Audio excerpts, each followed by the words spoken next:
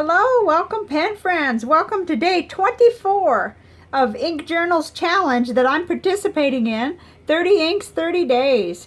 We have just completed another row. Here we are on day 24 with Robert Oster Fire and Ice.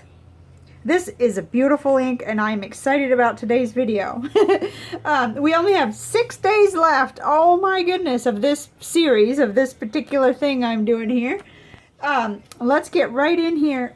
Actually, we do need to do a little business first. We need to put today's ink in the bath. Robert Oster Fire and Ice. We'll put that in there to work on things while we're...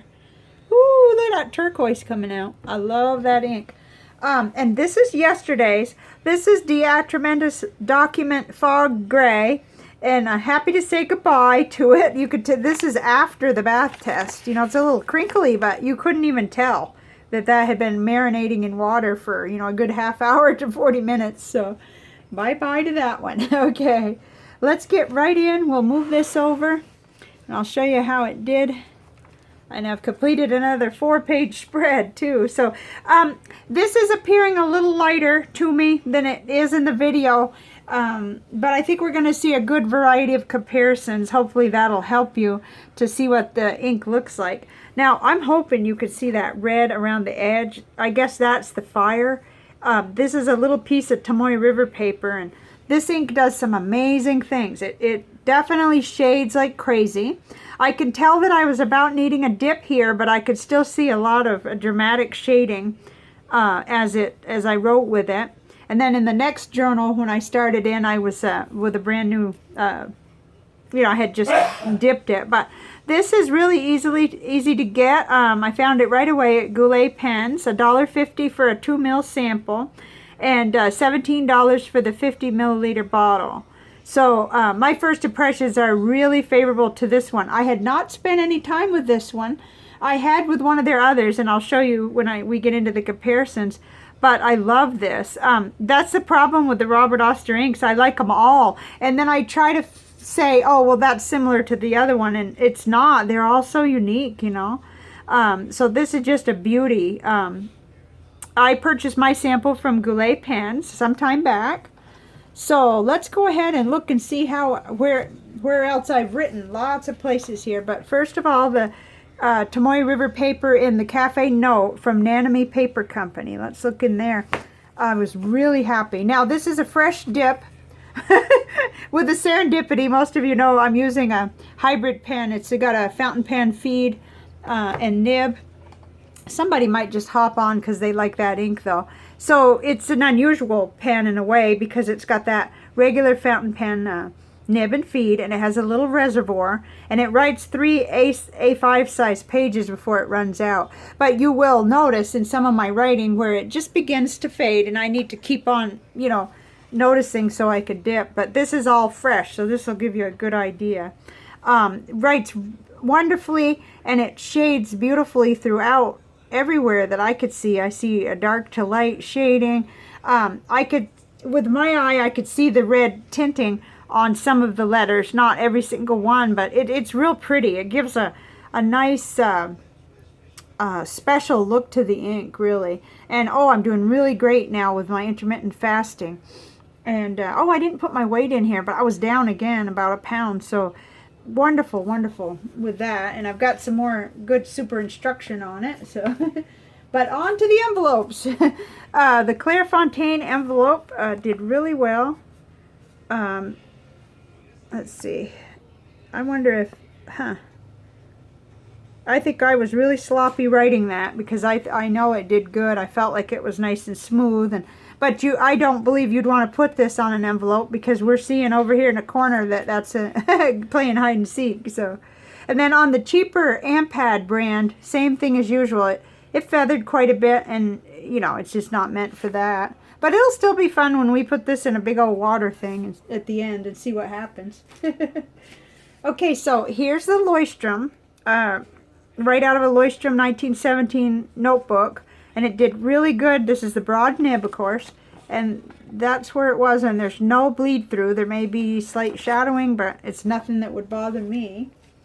And I'll run through these quickly because there was no problem with this ink. It just looks real nice on the Clairefontaine. This is a Clairefontaine spiral notebook I have. And it's approximately A5 size. It might be a little bit bigger. Okay, and then impressive shading and everything on the Rhodia. This is Rhodia dot pad and no bleed through. I kind of liked how it looked on there. You saw a pretty dramatic, this is real ink resistant paper, so it shaded real well. Here's the cheapy Office Depot College Ruled Notebook. And you still see some shading, not quite as much because it soaks into the paper. And I don't know if you could call that feathering, but it is a little wider, so I guess you could, you know, but that's the paper's fault. So, okay, here we are on the final one. I'm trying to go quick because I want to get to the fun parts. Robert Oster Fire and Ice. Here it is, and it looked really nice on it. And this is super cheap paper. This is, you know, even when you pay full price at CVS for this caliber filler paper, it's like $3 for 150 sheets, and you can write front and back, because if you'll notice, other than me maybe laying it down on something a couple times, there's no problems back here. Not even with those bulletproof permanent inks. So there's what you need, I guess, if you're going to write with those. Okay, let's clear the way here. I got all kinds of stuff. I had a lot of fun with this ink, actually, which you'll see, because I just kind of went nuts. I had another paper. I think I do. Oh, yeah, I do. Okay, well, we'll save. I've got a final paper, too. But I went nuts because this is the kind of ink where it turns me into a kid, and I just want to take my shoes off, run through it, and see what happens. You know, it's just really, really pretty. So this was one of the first things that I was doing. Just not by no means artistic, really. I just wanted to see how many places I would end up seeing edging or any kind of sheen or shading, and I just love that, the dramatic. I know you can even see that. Now, this does look a little more turquoise than it really is in real life. What I'm looking at it, I'm seeing more aqua, more blue-green, but, you know, it's about as close as we can get. Let me turn off this other one and see. There just really isn't a lot of difference with that one. So we're getting a combination of light. I think it's going to be more helpful here when we just sit here and compare how it looks beside these others, because I found the closest comparison, I hope that doesn't throw things off, was Pilot Iroshizuku Kujaku in my sample collection, that is. Other people may have lots of other inks that come closer. But, and I don't know what possessed me to get out the Diatramenous Pearlescent Cayenne Gold, but in the other, in the regular everyday swatches like this one, it just looked exactly like it, but then you get it on here and you go, oh, okay, so that's not quite the same. You know, this is brighter, and of course it's got that amazing gold flakes shimmer on it. But then I wanted to see these two side by side, so I did something else. I came in and I did this because this is what I write on, and I'm a little bit careful with this paper because I keep running out. I write my letters on it. It's Tomoe River paper from Goulet Pen Company, and I have the specs on it somewhere in case, let's see. Shoot, I should have found that ahead of time, but I have it right here, I know. Yeah, here it is. Okay, so this is their 52 GM 7, or it was $7.95. It's probably gone up a little for the 100 sheets. So that's what it is, though. 52G/M is what this paper is. And this is what I write lots of pen pal letters on. And I wanted to see these two face to face since I saw them on the watercolor paper. And I realized they looked a lot alike. The shade, well, how would you describe it? The color family is really close, and it's even closer on Tomoe River paper. On the watercolor, I don't know, maybe that was a variable as to how much ink I put on there. But they really do look close, except for that I did get lots more shading, and I would say it was almost equal in the red around the edges, you know, all that, what is that called? I don't know if it's called sheen or not, but it's really pretty. It's red. So a lot of people are familiar with this ink. That's one reason why I really wanted to put them side by side because that's neat. And I was worried at first, well, did I not put enough ink over here? Because this was doing such interesting things. But no, I know there's at least as much ink on this side. So anyway, it's not totally scientific, but I thought you could see. And too bad I didn't have a pen inked up with the Kujaku, so I couldn't write with it. So here I've written with the actual ink on this side. So this is fun, and this is just getting started. I actually have to write a report today. I'm a guardian. My brother and I are guardians for our mom, and it's just a partial guardianship, but I have to write a little report, and I thought, oh, this is going to be fun.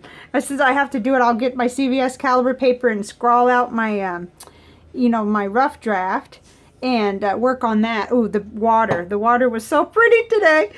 And this is not water just from Fire and Ice. This is like these two and however many more I was, everything that was on here. It was in a much bigger like peanut butter jar thing, and I just dumped some of it in my beautiful little container because I love ink water, and I don't think I'm the only one, guys. Nobody's gonna laugh at me here, but okay. So once again, that was 4 inks kind of side by side, where I only really saw really close compatibility between these two. Darn, I wish the light was exact, but I know everybody's been really kind about understanding that it just isn't. You just can't quite get there to that 100% because the camera changes things, and everything in the background and the color of the paper changes things too. So I've gone on, and I've buried my thing for tomorrow, but we do have an ink for tomorrow if I can bear to switch from Robert Oster Fire and Ice, because this is gorgeous. But actually it won't be too painful because look at this. This is Diamine Blue Pearl. And this came from Pen Friend Banu, a sample, a nice big sample. So it's got like shimmer in it. But the interesting thing was it didn't feel like it had to really be shaken up. So I got to learn some stuff about this ink. Oh, and I think I forgot to say that that the Robert Oster inks are made in Australia. I must have forgot to say that. I don't remember saying it. But anyway, it's just exciting. I have a love for all of their blues and blue greens, and I haven't even really tried very many of their other color family because this is my favorite, like color group is blue and purple, and and then on from there and brown and stuff. So anyway, I've gone way over, but thank you for being here, and I hope you share my excitement for this pretty ink and what it'll do. It does all kinds of neat stuff. I could play all day, but luckily I got a pretty ink to write with so I could do the report, and other than going and getting it notarized sometime next week, it'll be done. So, and it looks like our ink is very typical today. It washed out, but I'll show you tomorrow. So it did wash out of there completely. So I will see you tomorrow, and thank you very much for watching. Bye for now.